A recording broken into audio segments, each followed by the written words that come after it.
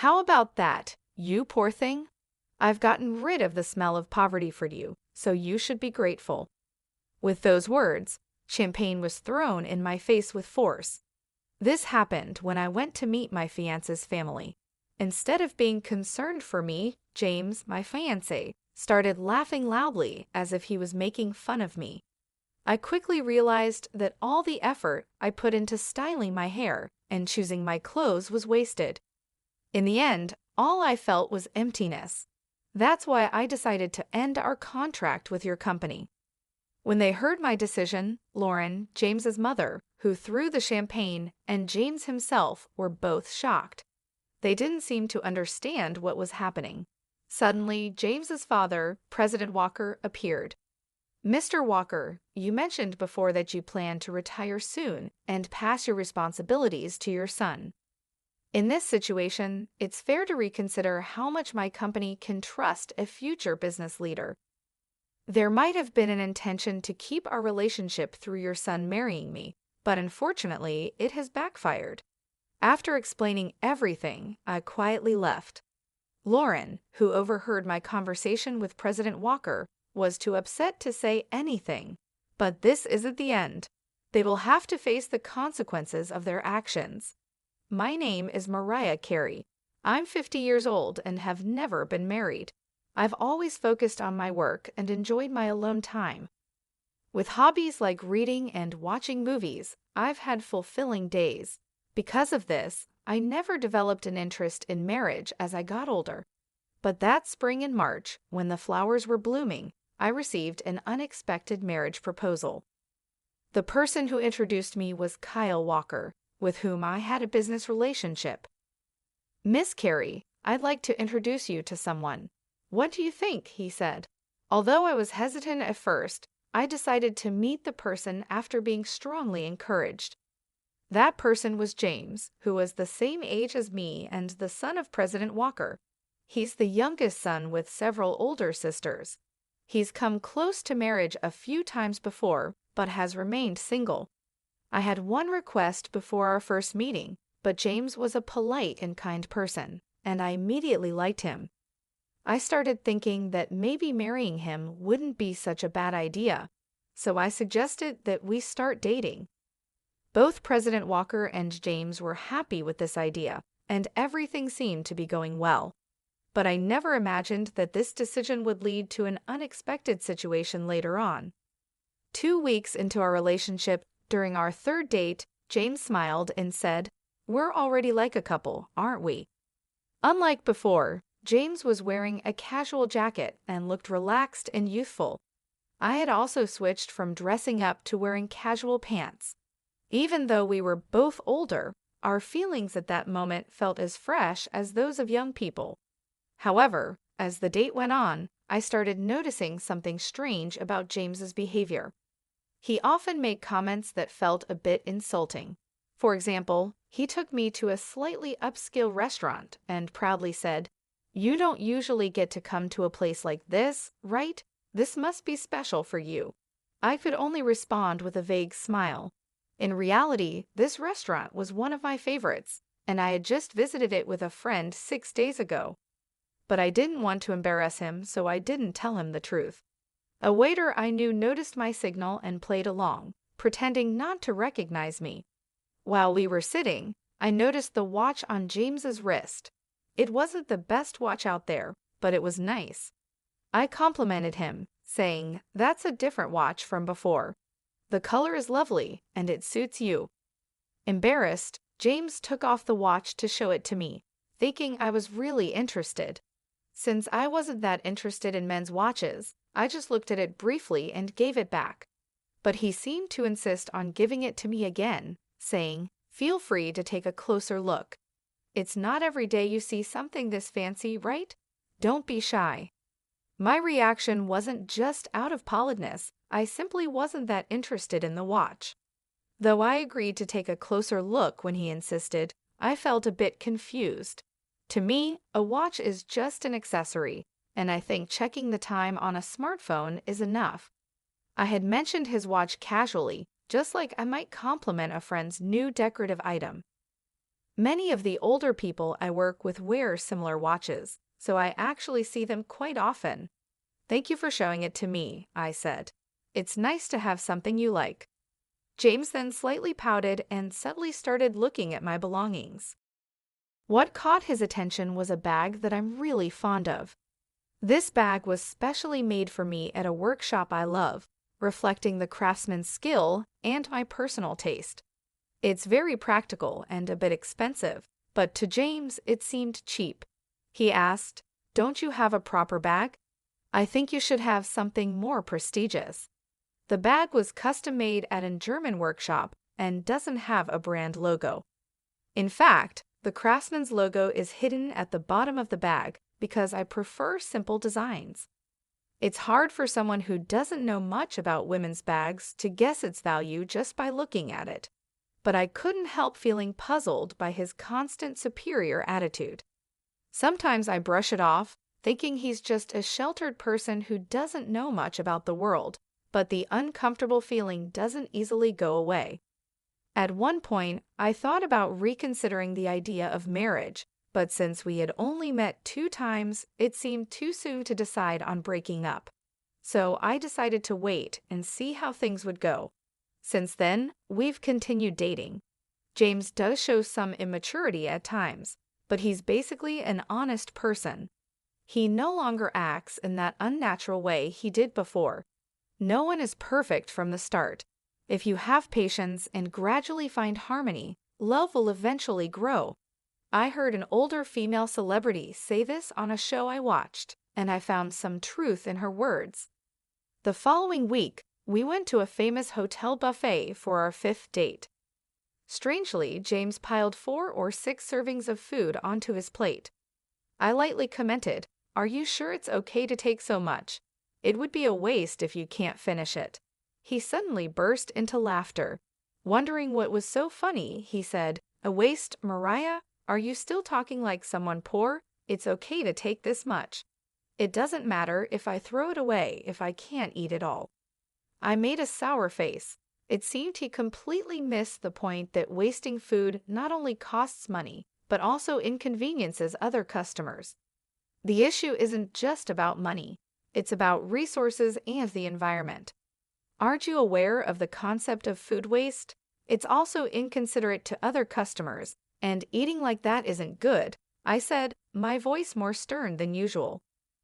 James suddenly shrank back, poking at his pasta with a fork, and muttered, "I'm sorry, please don't be mad. My mom said you might be marrying me for money, and I just reacted without thinking." The word mommy stuck in my mind, and I accidentally repeated it.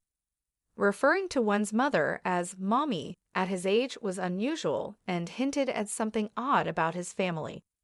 As the date was ending, with this uncomfortable feeling in my mind, James drove me home. When I was about to get out of the car, he grabbed my hand and said, "Miss Carey, even though I am who I am, would you marry me? Even if not right away, being engaged is fine. I can wait as long as it takes." I was surprised by James's sudden boldness, but soon I began to feel genuine happiness from his actions. Despite the concerns I had about James, his way of asking made me feel joyful. I thought that maybe the things he lacked could be improved after marriage, and I could help guide him into becoming a loving husband. 5 months had passed since we first met, and I felt it was the right time to move forward. Let's grow together by supporting each other. We both have flaws and differences, so let's talk a lot and work them out, I said with teary eyes, moved by emotion. However, the moment I agreed to the proposal, James showed troubling behavior again. He said with a smile, "Let's start preparing for married life. First, you should quit your job, take care of the home, and learn housework from my mom." My joy vanished, replaced by rising anger. I responded more strongly than usual. "Don't be so presumptuous.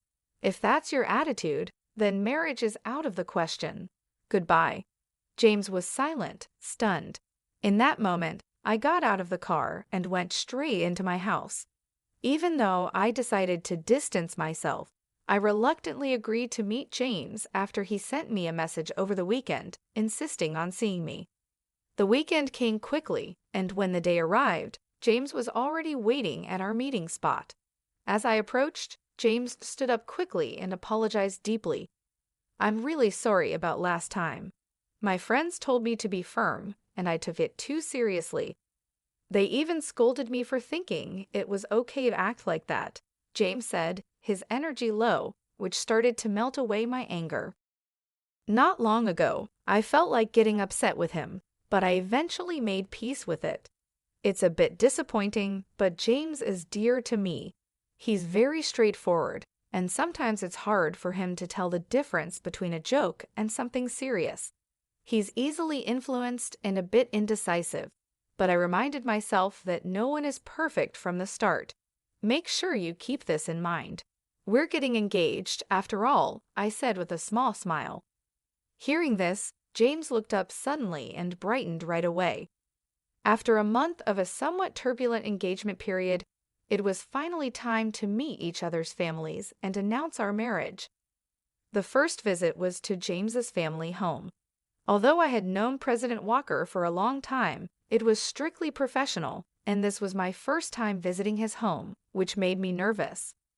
James was his usual gentle and lovely self, but he seemed a bit off that morning. I thought maybe he was just nervous, but that wasn't the case. About my mom," he started, and I braced myself, thinking about the usual worries between a daughter-in-law and mother-in-law.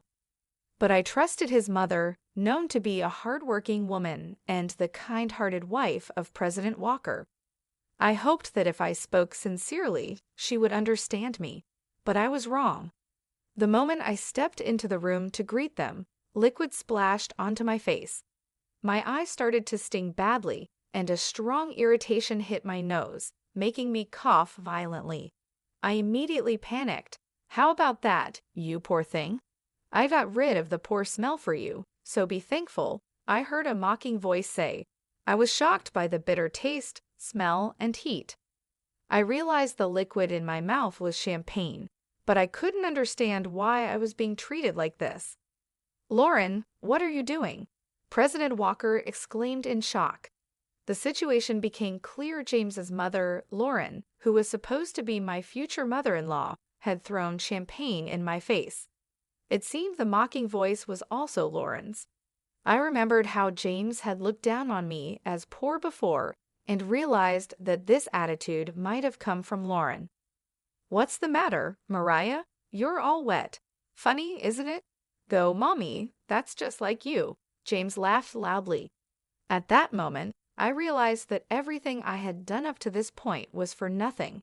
I felt nothing but emptiness in my heart.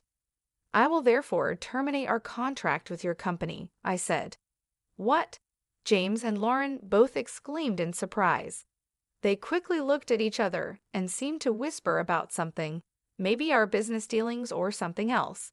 But as far as I was concerned, I was no longer involved. I was just an outsider. I could only guess what they were discussing at that moment.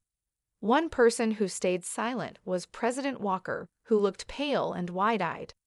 I turned to him, thanked him, and began to speak.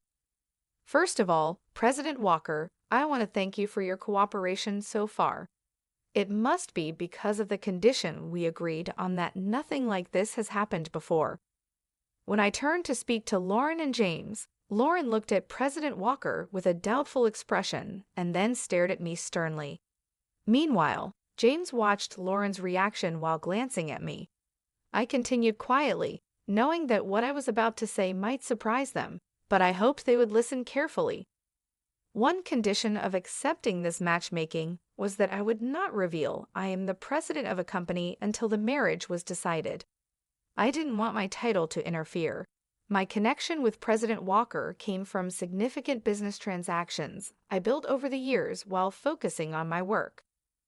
I took out my business card, which naturally listed my company name and position.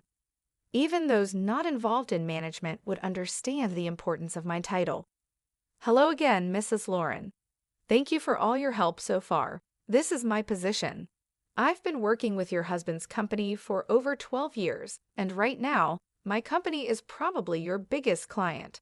I wonder what percentage of your company's sales we represent." When I handed over my business card, James turned pale with surprise.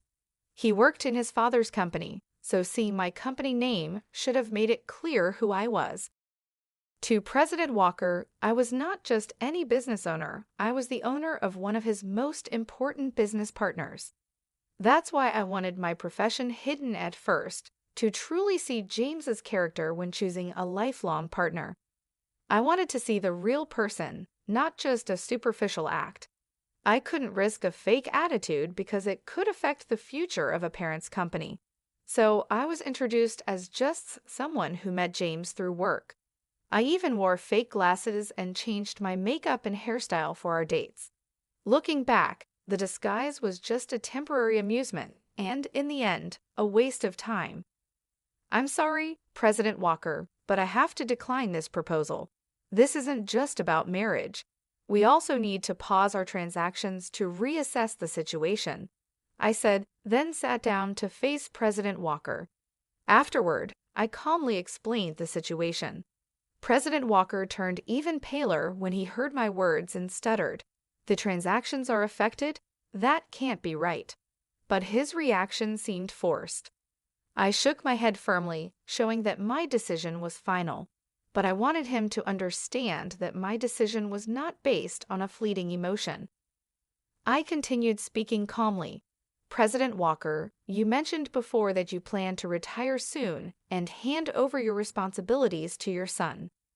In this situation, it's important to reconsider how reliable a future business partner can be. It seems there was an intention to keep our business relationship strong by having your son marry me. But unfortunately, that plan has backfired. Right after graduating from university, I started my own company with some friends. Over 22 years have passed since then, and I've been leading the business as its president the entire time. As I've mentioned several times, I've built a strong relationship with President Walker's company for more than a decade. My company, managed with a female perspective, has been recognized for its unique approach and has grown significantly recently. As a result, our business with President Walker's company has also increased. However, there have been internal discussions lately about whether we should switch to new business partners. Amidst this situation, the sudden proposal of an arranged marriage came up. Considering the timing, President Walker might have sensed some changes happening in our company. This wasn't exactly a secret. After realizing who I was, Lauren and James were clearly disturbed. I decided to explain further. In fact, we were reviewing whether to continue our business with your company. I've heard that your company is currently facing some management difficulties. Are you aware of that? Since contracts with other partners are ending, this information is crucial. Lauren, shocked, asked, "What does that mean?" while frantically shaking President Walker's arm. President Walker wiped his sweat. Looking anxious, it seemed that the company's issues hadn't been discussed within the family. James's confused glances between me and President Walker caught my attention. Despite being an insider, James seemed unaware of his own company's current situation.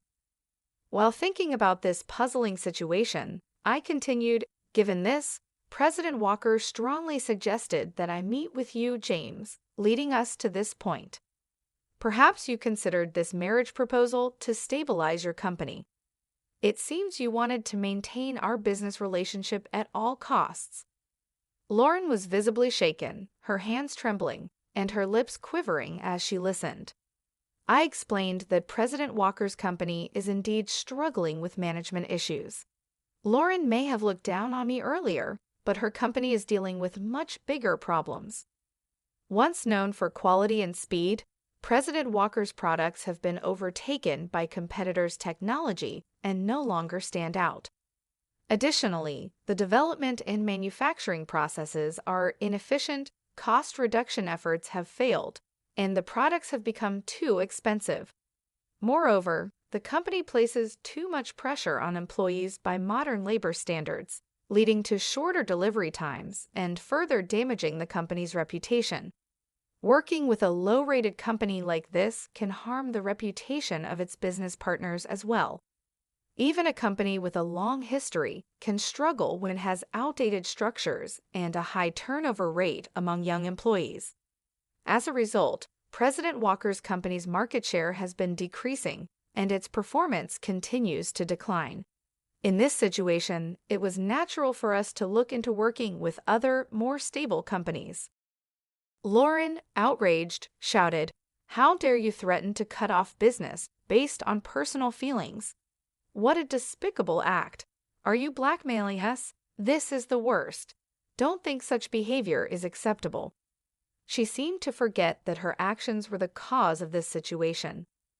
I was surprised by her accusations and the fact that she hadn't even apologized. Before I could say anything, President Walker shouted angrily, "Silence. This is all your fault." I held back what I was about to say. Indeed, President Walker, not me, was likely the most affected by this situation. The unexpected fallout from his wife's inappropriate behavior was probably a shock to him, especially since he had hoped for stability. This all happened because President Walker tried to stick to our agreement, but in reality, keeping it a secret from James alone would have been enough. He should have informed his wife beforehand. As a result, I'm relieved that I didn't have to welcome such a problematic person as my mother-in-law. James' appearance was pitiful. He was pale and trembling, holding tightly onto Lauren's hand. It was sad to see a 50-year-old man still needing his mother's hand. Seeing him like this, I couldn't help but give him a cold look. "It's impossible that someone carrying such a cheap-looking bag could be a president," James accused me harshly. "And you complained about food waste and acted like you were poor. You're lying about being my father's business partner. How disgraceful!" He seemed to be trying to blame me, but he was clearly mistaken. "I'm not interested in branded goods. I prefer high-quality leather products made locally. Also, my criticism of wasting a large amount of food wasn't because I'm poor, but simply because it's inappropriate behavior. There's nothing fake about that. As for this bag, it's custom-made from a workshop I visit often. Anyone who knows about leather would recognize its quality immediately, but it seems none of you care about that. This bag is actually priced higher than many commercial brands." When I explained this, Lauren suddenly stared at my shoes and bag with surprise, then quickly looked away, clearly embarrassed. It's obvious that only those who know about quality would understand. I continued, "Moreover, ordering a lot of food and not finishing it is not only wasteful but also disrespectful to the restaurant. It's unreasonable and inappropriate behavior. And yes, it's true that I'm your father's business partner." What would it mean if the presidents of companies doing business together didn't know each other? James seemed unhappy and unconvinced by what I said. President Walker frowned at his son's behavior when we confirmed that we knew each other. James looked down without saying a word, clinging to Lauren in a way that seemed very childish for his age. Seeing his immaturity, I couldn't help but feel disappointed. "If your company loses our business, we'll be on the brink of bankruptcy. Please forgive us." President Walker began to apologize profusely. His clear statement seemed to finally make Lauren understand the seriousness of the situation. Realizing the impact of his actions, James turned pale and started trembling, saying, "Mommy," with tears in his eyes, clinging to Lauren. But Lauren couldn't respond. Watching this scene, I let out a deep sigh of relief. I deeply regretted ever thinking about sharing my life with someone like James. I had thought that because he was honest, I could help him improve and make things better, but now that seems like a naive thought. I'm so sorry. President Walker kept apologizing over and over without actually offering any solutions or ways to address the situation. This could easily lead to us cutting ties on an emotional level. Therefore, I had to make specific comments about the engagement. "Let's talk about our engagement. I cannot consider marrying someone whose mother behaves so rudely. Moreover, he didn't even try to stop his mother and instead laughed along with her. I hope you understand why the engagement should be called off." President Walker listened, nodding in agreement. I continued, "Thank you for understanding. Until yesterday, I believed in James's potential to improve, so I moved forward with the engagement. But now I feel relieved that our relationship has ended." I gave specific examples of James's behavior, like how he often quoted his mother's opinions, saying, "Mommy said so," and how he still called her Mommy, even though he's almost 52 years old. He frequently used his mother's opinions as an excuse to justify his improper behavior. However, as soon as I'd pointed out these issues, he would quickly become discouraged, showing his weakness. There were countless examples of this behavior. President Walker was shocked, his mouth open in disbelief, and Lauren looked embarrassed. However, James didn't seem to understand what was wrong with his actions.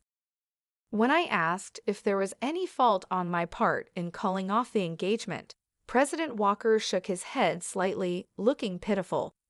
I paused to calm myself and took a deep breath. I will divorce my wife. James will also have to move out with her. The company's operations will be taken over by competent staff, so please don't abandon us. Help us, President Walker suddenly declared, clearly anxious after seeing me take a deep breath. What? That's not possible. I can't manage my life without this marriage. Lauren cried out in shock. After that, both James and Lauren raised their voices at President Walker, saying, "Why didn't you tell us beforehand? I'm innocent. Why am I being kicked out? The problem is only with Mommy. I'm not involved." Their protests filled the room, and I finally let out a real sigh, fed up with everything. "Well, as you wish. Thank you for your time. I will take my leave now," I said to President Walker and quickly left. I needed to go home and take my high-quality clothes to the dry cleaners right away. Otherwise, the champagne stains would set and ruin them. James stopped protesting and wept, seemingly accepting the situation. Lauren tried to argue, but President Walker silenced her with a stern reprimand. However, she still seemed to grit her teeth in dissatisfaction, looking more determined than her son. 6 months after the unpleasant incident with the Walker family, as predicted, President Walker resigned from his position. It wasn't just a retirement. It was a resignation, taking responsibility for the company's poor performance. The main reason for the decline was the termination of the contract with my company. A former employee who took over as the new president conducted a full review of the operations. Moving away from family management was well received, and external evaluations of the company improved.